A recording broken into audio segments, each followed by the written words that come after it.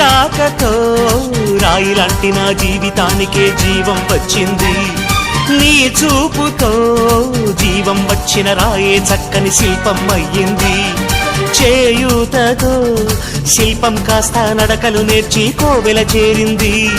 నీ నవ్వుతో కోవెల చేరిన శిల్పంలో నా కోరిక కలిగింది. ఆ కోరికేమిటో చెప్పని నన్ను వీడి నువ్వు వెళ్ళొద్దని, మళ్ళీ రాయిని చెయ్యొద్దని.